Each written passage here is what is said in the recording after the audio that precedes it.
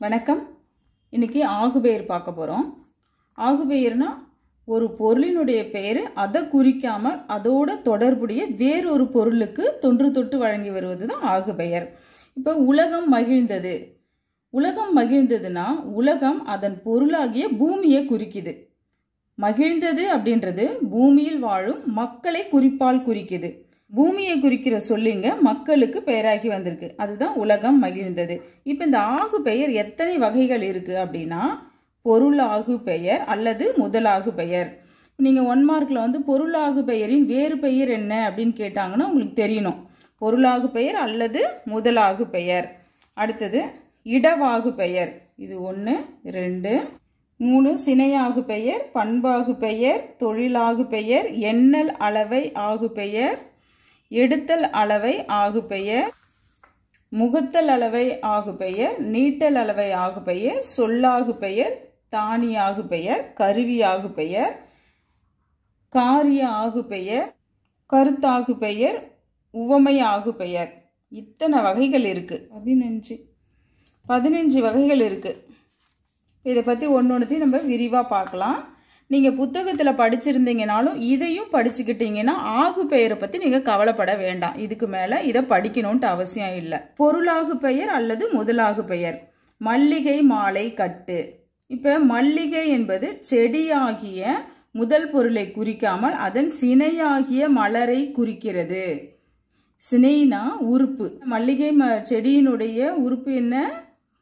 மலர்.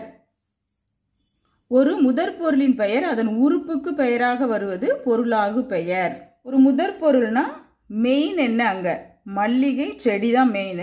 அதுல சினைனா அதோட ஒரு பார்ட்டு. மல்லிகை என்றது ஒரு பூ, செடியினுடைய ஒரு பூ இல்லையா? அப்ப பொருளுக்கு ஆகி வந்ததுனால இது பொருளாகு பெயர். அடுத்தது இடவாகு பெயர்.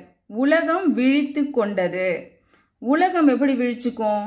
அங்க வாழுற மக்களை தான் குறிக்குது. உலகத்துல இருக்கிற மக்களை குறிக்கிறது. இடத்தின் பெயர் இடத்தில் உள்ள பொருளுக்கு பெயராக வருவது இடவாகு பெயர்.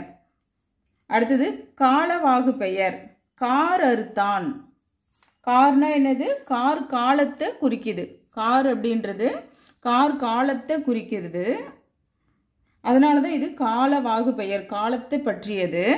கார்காலத்தில் விளைந்த பயிரை குறித்தது. அதனால இது காலவாகு பெயர். சினையாகு பெயர். வெற்றிலை நட்டான். வெற்றிலை என்னும் சினையின் பெயர் அதன் முதலாகிய கொடியை உணர்த்தியது. இப்ப வெற்றிலையை நட்டானா வெற்றிலையை நடுறதில்ல, வெத்தலை கொடியை நடுறது தான் வெத்தலை நட்டான் அப்படின்னு சொல்றது. சினைனா உறுப்பு நான் சொன்னேன். சினையின் பெயர் முதலுக்கு ஆகி வருவது அது சினையாகு பெயர். சினைனா உறுப்புன்னு உங்களுக்கு தெரிஞ்சாதான் அது என்னன்னு பிரிச்சு பார்த்து என்ன ஆகு பெயர்னு எழுத முடியும். பண்பாகு பெயர். பண்புனா என்ன அப்படின்றது ஒரு நிறமா? வெள்ளை என்ற பண்பு அந்நிறத்தையுடைய சுண்ணாம்பிற்கு பெயராகி வந்துள்ளது. வெள்ளை அடிக்கிறானா அது வெள்ளைனா அது எது வெள்ளையா இருந்தது? சுண்ணாம்பு. சுண்ணாம்பை தான் வெள்ளை அடித்தான்னு சொல்றாங்க. இத குணவாகு பெயர் என்றும் கூறுவர். பண்பாகு பெயரின் வேறு பெயர் என்னன்னு கேட்டாங்கன்னா குணவாகு பெயர். ஞாபகம் வச்சுக்கோங்க.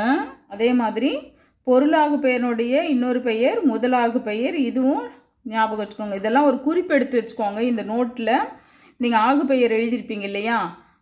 அந்த நோட்ல இதெல்லாம் ஒரு குறிப்பா எடுத்து எழுதிக்கோங்க. தொழிலாகு பெயர். பொங்கல் உண்டேன். பொங்கல்ன்ற தொழிற்பெயர் அத்தொழிலை அடைந்த ஒரு வகை உணவை குறித்தது. தொழிலின் பெயர் அத்தொழிலை அடைந்த பொருளுக்கு ஆகி வருவது தொழிலாகு பெயர். எண்ணல் அளவை ஆகு பெயர். ஒன்று கொடு. இதெல்லாம் உங்களுக்கு புரிஞ்சிடும் இல்லையா? எண்ணல் அளவை பெயர் அவ்வளவை உடைய பொருளுக்கு பெயராக வருவது எண்ணல் அளவை ஆகு பெயர். அடுத்தது இப்ப எடுத்தல் அளவை ஆகு பெயர். கிலோ என்ன விலைன்னு கேட்கிறோம். ஆனா ஏதோ ஒரு பொருளினுடைய விலையை தான் கிலோ என்னன்னு கேட்கிறோம் இல்லையா? அந்த பொருளை தான் உணர்த்துது. அது நம்ம கிலோ என்ன விலைன்னு கேட்டது அதோடு தொடர்புடைய ஒரு பொருளுக்கு ஆகி வந்ததுனால அது அளவை ஆகு பெயர். நம்ம அளவா ஒரு கிலோ அப்படின்னு கேட்டதுனால அது அளவை ஆகு பெயர். முகத்தல் அளவை ஆகு பெயர். முகத்தல் அளவை ஆகு பெயர். 4 லிட்டர் கொடு.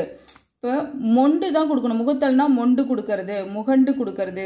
லிட்டர்லாம் ஒரு எண்ணெய் வேணும்னா நம்ம மொண்டு தான் கொடுப்பாங்க நமக்கு. அதனால் இதுதான் முகத்தல் அளவை. 4 லிட்டர் கொடு, எண்ணெயை தான் குறிக்குது. அதனால் இது முகத்தல் அளவை. நீட்டல் அளவை ஆகு பெயர். உடுப்பது 4 முழம். நீட்டி தான் மடிக்க முடியும். துணிலாம் இருக்கு இல்லையா, அதெல்லாம் நீட்டி தான் நம்மளால் அளக்க முடியும். நீட்டல் அளவை ஆகு பெயர். உடுப்பது 4 முழம். 4 முழத்தில் தான் அவங்க உடுத்திப்பாங்க அப்படின்னு சொல்கிறாங்க. இப்போ என்னது, அது 4 முழத்தை எடுத்து உடுத்திக்க முடியாது. அது ஏதோ ஒரு உடையை குறிக்கிறதுக்காக தான் இது வந்திருக்கு. அப்போ உடையை நம்ம எப்படி அளக்க முடியும்?